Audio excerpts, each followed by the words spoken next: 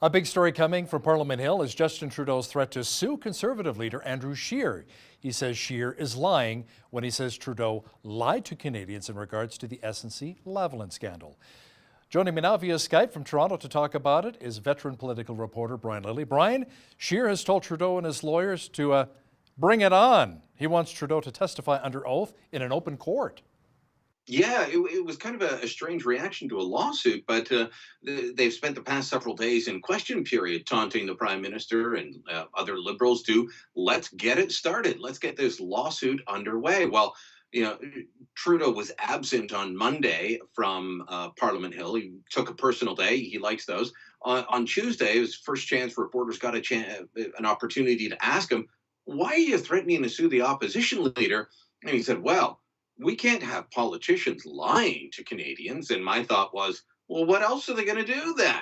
Look, we all joke about politicians lying, but it was a ridiculous line from Trudeau because of the number of times his story has changed on the SNC-Lavalin affair, Hal. If you go back to the beginning, of course, the first time this story broke, I was there. I listened to the Prime Minister in person say the allegations that he had pressured the Attorney General to basically throw the case again for SNC-Lavalin and bribery and corruption charges. The allegations that he had pressured her to do so, completely false. Okay, later on, well, yeah, we pressured her, but it was okay pressure, and but she never said she didn't like it. Okay, well, she did, but we see it differently. The guy's story has changed so many times, and he is threatening to sue the opposition leader, saying, "You can't lie about me." Apparently only Justin Trudeau can lie about Justin Trudeau. I don't know what to make of it when his story has changed time and time again. Jane Philpott says by Trudeau kicking her and Jody Wilson-Raybould out of the Liberal caucus, Trudeau broke the law. Can you explain? So there was a bill passed in the dying days of the Parliament before the last election called the Reform Act, and it was a series of reforms to how caucuses should operate. Now, I'm not sure that I agree with all of it. I don't like the idea of Parliament or the Speaker being involved in deciding who's in a caucus and who's not, but it didn't contain something that an awful lot of MPs had been calling for a long time. You can't kick an MP out of caucus unless there's a vote of the caucus. The caucus has to decide who's a member and who's not. It just can't be the leader saying, you're out of here. Well, they did not hold a vote of caucus. Justin Trudeau says, well, we had regional caucuses, and all the chairs of the regional caucuses said they wanted Jody Wilson-Raybould and Jane Philpott gone. That's not what the law says. So Jane Philpott has asked the Speaker to rule in her favor. I'm not sure the Speaker will, but it is an interesting question here. I just think that it should be the way that things operate. And I've said this time and again. We've said it recently here in Ontario. Doug Ford kicked out a longtime PC MPP out of his caucus, Randy Hillier. I didn't agree with that. I think that, regardless of party, it should be the caucus that decides who's a member, and it shouldn't just be the whim of any particular leader. Now, most of Philpott's riding association has quit as members of the Liberal executive. Tell me more about that.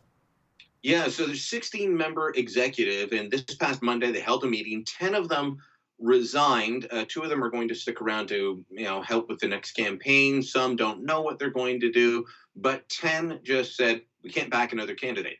Of course, this was Jane Philpott's Liberal riding association. It's no longer her Liberal riding association because Justin Trudeau kicked her out of caucus. So 10 of the 16 said, well, we're not going to back the next person. There's a few reasons this is important. One, how this just keeps the story going. It's another thread in this ongoing story that's been dogging the Prime Minister for more than 2 months now. And it keeps people talking about it locally, nationally, like we are right now, regionally. And it's not a good news story for the Prime Minister. Secondly, these are the volunteers that make elections run for every party. You need the soldiers on the ground. Yes, the big brains in the war room and the national campaign are incredibly important.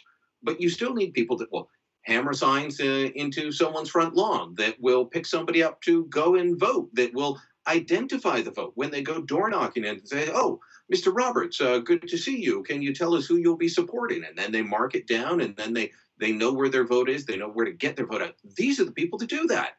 And 10 of the 16 just said, we're out of here. We're not participating in the next election. That's bad news in a suburban Toronto riding that can easily flip back to the Conservatives come October.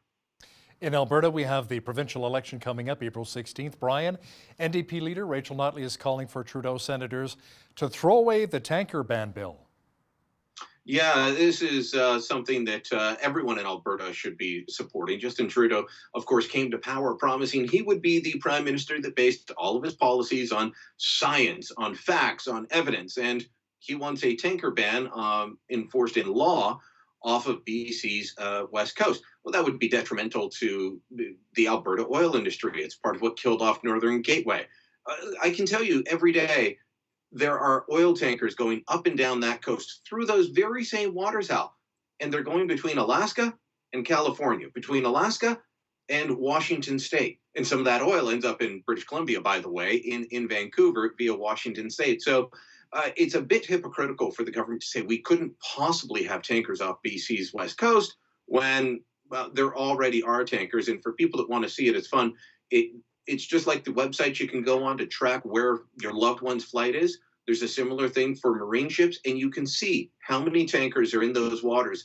Fascinating to watch. So good on Premier Notley for calling for this. Maybe she should have been doing it earlier when she wasn't, about a week away from being in danger of losing the premiership. But as I said, this is the type of bill that everyone in Alberta should be behind.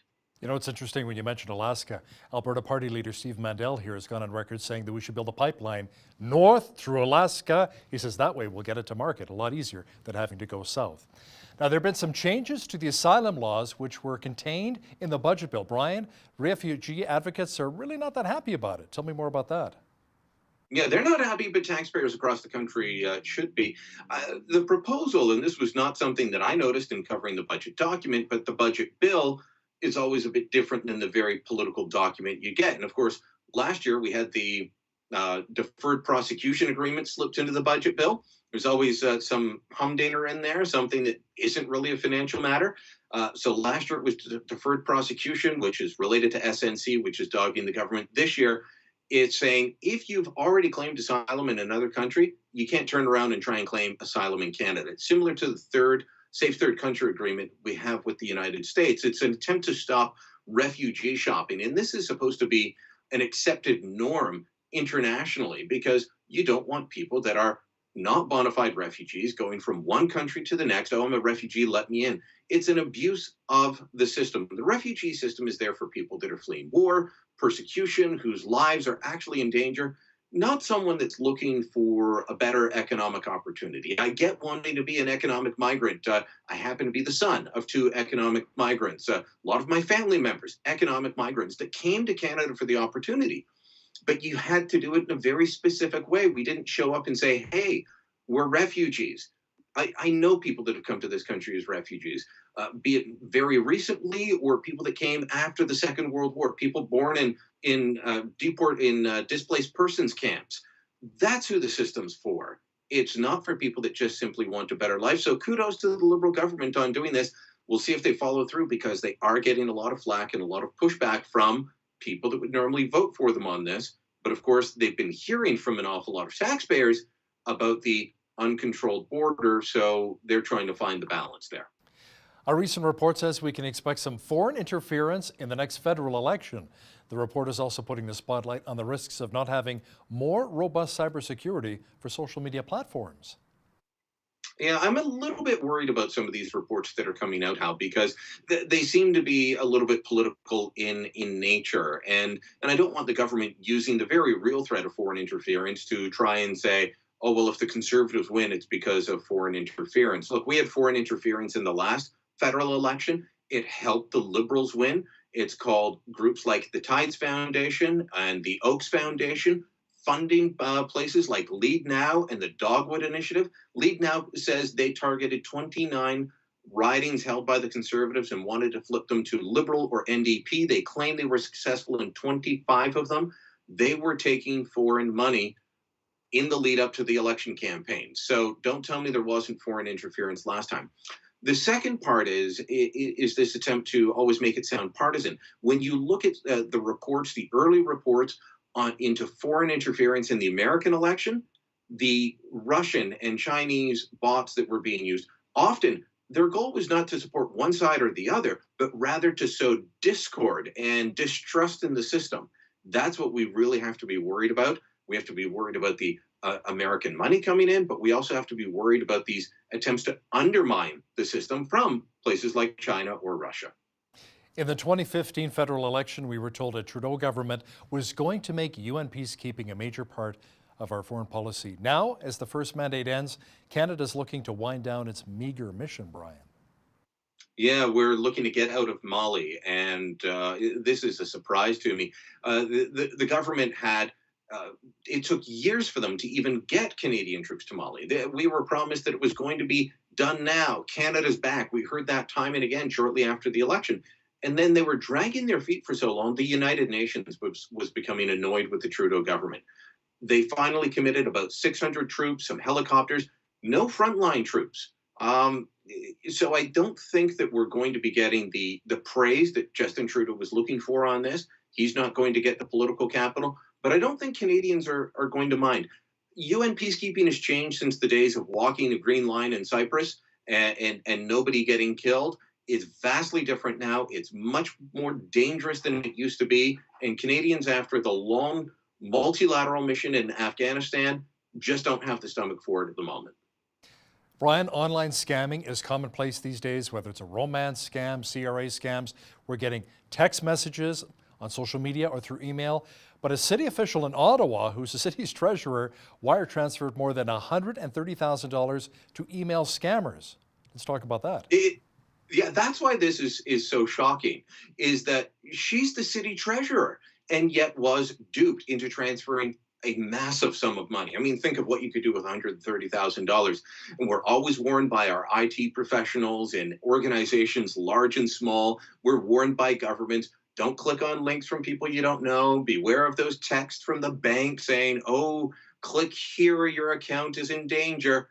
How on earth did this happen? So an awful lot of headaches for this woman, but it goes to show you that even people at high-level jobs, highly intelligent, highly educated, can still be duped by these things. $130,000 gone from the coffers of the city of Ottawa. That's a big hit for taxpayers. As a longtime Ottawa taxpayer, I can tell you it's going to hurt. I can think of a very nice car I could buy with $130,000. One of our regular contributors, Brian Lilley, joining me via Skype from Toronto. Thanks again, Brian. Thank you, Hal.